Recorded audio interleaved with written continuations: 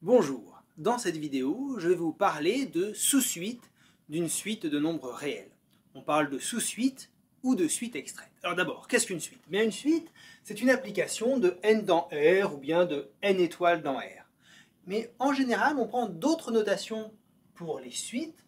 On note souvent les suites comme ceci, un entre parenthèses avec en indice n éléments de grand N, pour indiquer la suite u0, qui est l'image de 0 par l'application, U1 l'image de 1, U2 l'image de 2, U3 l'image de 3, etc. UK l'image de l'entier K. Alors qu'est-ce qu'une sous-suite? Eh bien une sous-suite, c'est quelque part une partie de cette suite-là, bien sûr ça n'a pas de sens, une partie. On va garder certains des termes, mais pas tous. Mais quand même une infinité. Pour encore avoir une nouvelle suite, je vais supprimer certains termes. Et je vais en garder d'autres. Voilà. Je supprime certains termes et je garde certains autres termes. Et vous voyez, j'ai une nouvelle suite, mais qu'il faut réindicer, parce que là, je n'ai plus l'image de 0, je n'ai plus l'image de 1, je n'ai plus l'image de 2.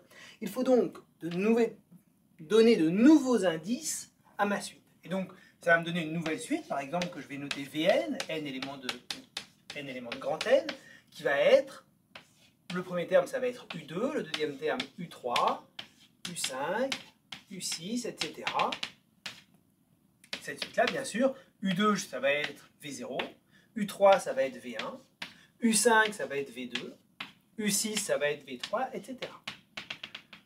Un exemple qu'on utilise fréquemment, c'est de prendre tous les termes d'indices pairs. Par exemple, je vais noter U2n pour n éléments de grand N. Vous voyez, ici, n décrit bien grand N, mais je regarde que les indices qui s'écrivent 2n. Donc par exemple, pour n égale 0, ça me donne U0. Pour n égale 1, ça me donne U2.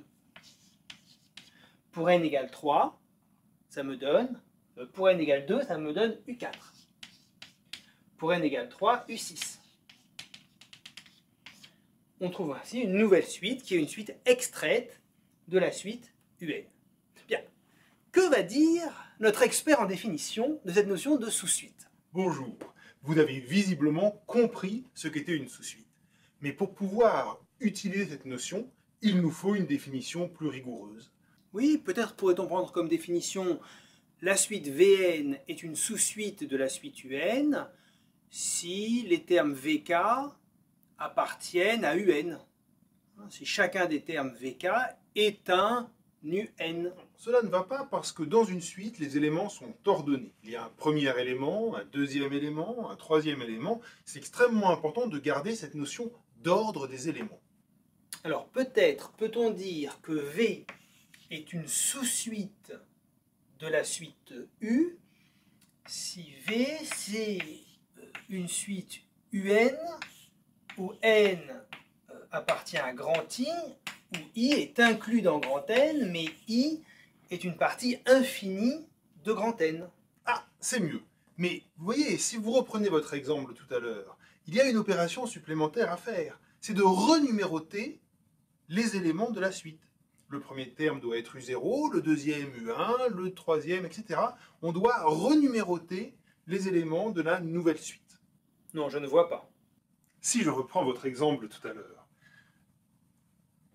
vous avez barré certains numéros, certains éléments de la suite UN. Donc ici, il faut renuméroter cela. Vous voyez, donc, ce que vous avez appelé V0, c'était U2, ce que vous avez appelé V1, c'était U3, ce que vous avez appelé V2, c'était U5.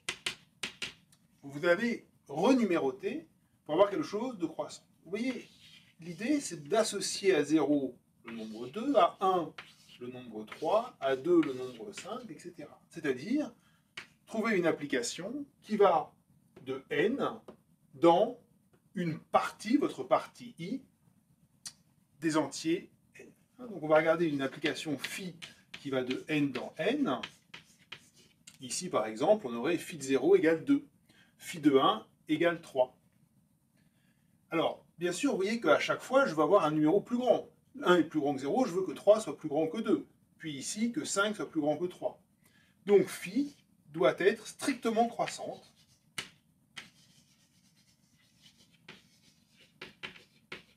Et alors, on aurait eh bien, Vn qui serait égal à U de phi n pour n quelconque dans grand N. Vn est une sous-suite de la suite Un s'il existe une application strictement croissante de n dans n, une application phi de n dans n, phi strictement croissante, telle que, quel que soit n éléments de n, Vn égale U de phi de n. Oh, d'accord. Exactement.